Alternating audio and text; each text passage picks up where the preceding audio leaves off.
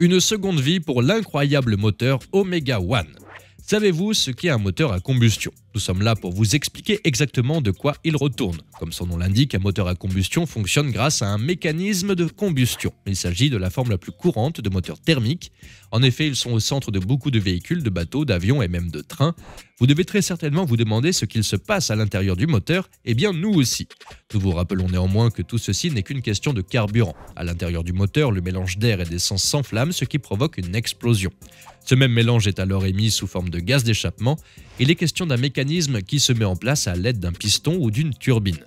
Maintenant que vous avez intégré la définition simplifiée d'un moteur à combustion, nous allons voir comment Omega One peut provoquer une révolution dans le domaine automobile. Avant tout, nous allons faire un petit tour de l'histoire des moteurs à combustion. D'où viennent-ils réellement ? Partons à la découverte de leurs origines. En effet, ils font encore partie de notre quotidien, il est donc important d'en savoir un peu plus à ce propos. C'est en 1860 que le physicien allemand Christian Huygens dessine ce qui semble être un moteur à combustion interne. Vers 1775, le Suisse François-Isaac de Rivaz laisse entrevoir la possibilité d'un développement de l'automobile. Il multiplie donc les voitures à vapeur, mais celles-ci n'obtiennent pas le succès escompté. Elles manquent encore beaucoup trop de souplesse pour séduire de potentiels acheteurs. Le 30 janvier 1807, il obtient un brevet pour un moteur qui ressemble vaguement à un moteur à combustion. Par la suite, les Italiens Eugenio Barsanti et Felice Maciucci présentent à leur tour un moteur digne de ce nom. Ce dernier est alimenté par un mélange d'air et de gaz. Nous commençons petit à petit à entrevoir un moteur de combustion tel que nous le connaissons aujourd'hui. C'est l'ingénieur belge Étienne Lenoir qui marque un tournant dans l'histoire de la conception du moteur à combustion. En 1859, il dépose un brevet pour un moteur à gaz et à air dilaté. Il s'agit d'un moteur à combustion interne en 2 temps.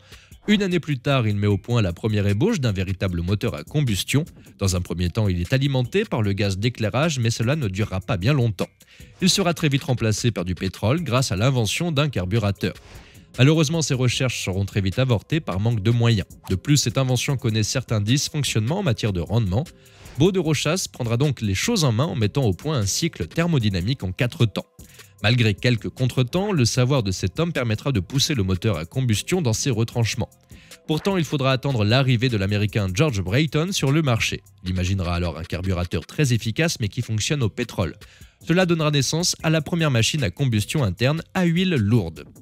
En 1807, les frères Niepce font découvrir au monde ce que nous appelons aujourd'hui le moteur diesel. À l'époque, il s'agit d'un pyréolophore qui n'est autre qu'un moteur à air dilaté. C'est au français Fernand Forest que l'on doit le carburateur à flotteur et à niveau constant. Pendant plus de 70 ans, tous les carburateurs seront fabriqués à partir de ce principe. De manière générale, Forest révolutionne l'histoire de l'automobile, notamment avec l'invention du moteur à 4 cylindres verticaux et à soupape commandée. En 1876, l'ingénieur allemand Gottlieb Daimler développe le premier moteur fixe fonctionnant au gaz. Quant au premier moteur à 4 temps, il est installé sur une voiture à 4 places par René Panhard et Émile Levasseur en 1889. Savons-nous vraiment quelle est la première voiture de l'histoire? Cela semble bien difficile à définir. Pourtant, beaucoup s'accordent sur le fait qu'il s'agit de la Benz Patent Motorwagen, produite par Karl Benz. Quel chemin prendra l'évolution de ces moteurs? Maintenant que ce petit cours d'histoire est terminé, nous allons aborder le fonctionnement d'un moteur à combustion. Qu'en dites-vous? Il en existe 3 types. Le moteur à allumage commandé est un moteur à essence. C'est une bougie d'allumage qui suscite l'inflammation d'un mélange combustible.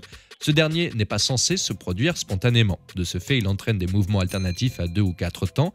Plus rarement, on parle de mouvements rotatifs.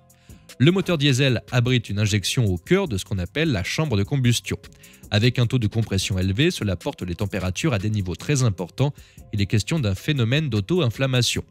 Enfin, le moteur à gaz, comme son nom l'indique, utilise le gaz en tant que carburant.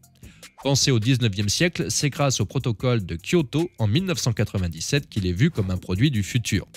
En effet, ce protocole visa à réduire les émissions de CO2.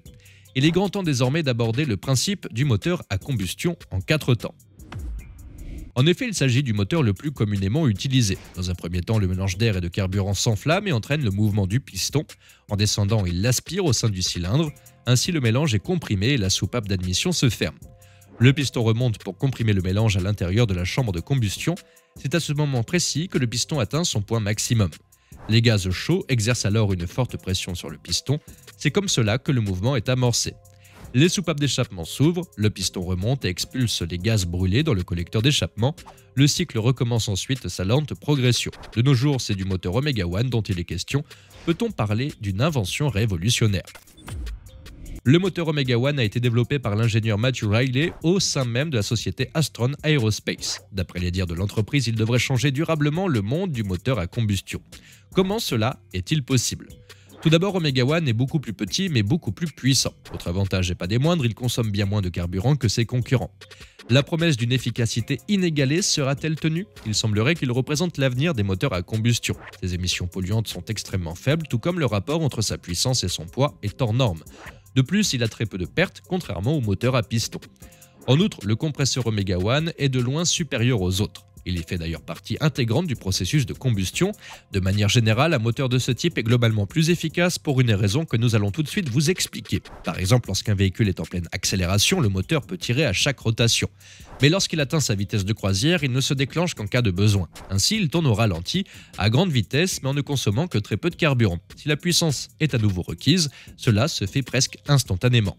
Le moteur Omega One est aussi le premier moteur de transfert de puissance linéaire actif. Quand il tourne, la puissance est transférée via l'unique arbre de puissance rotative. Avec la montée en puissance des voitures électriques, peut-on envisager de sauver les moteurs thermiques ? Certes, cette éventualité semble bien ambitieuse, mais Astron Aerospace ne semble pas prête de baisser les bras. Il est certain que les performances des véhicules électriques rivalisent avec celles des véhicules classiques. Ce marché est donc au beau fixe. De ce fait, les moteurs thermiques devraient être amenés à disparaître dans les années à venir. Nous ne savons pas encore de quelle manière, mais il est grand temps de faire évoluer les choses dans le sens de notre planète. Nous en sommes conscients, il sera très difficile d'éliminer toutes les voitures à moteur thermique dans un futur proche. C'est exactement pour ça qu'Astron Aerospace a décidé de miser sur un renouveau du moteur thermique. Il ne devrait produire que très peu ou même pas du tout d'émissions nocives.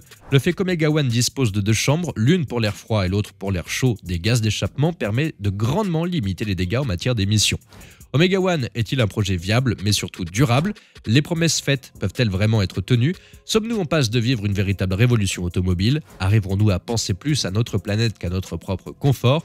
La pensée individualiste cessera-t-elle d'être au centre de nos évolutions ? N'hésitez pas à nous donner votre avis sur la question en nous laissant un petit commentaire juste en dessous. Nous nous ferons un plaisir de vous lire et d'échanger avec vous. À très vite sur ATech.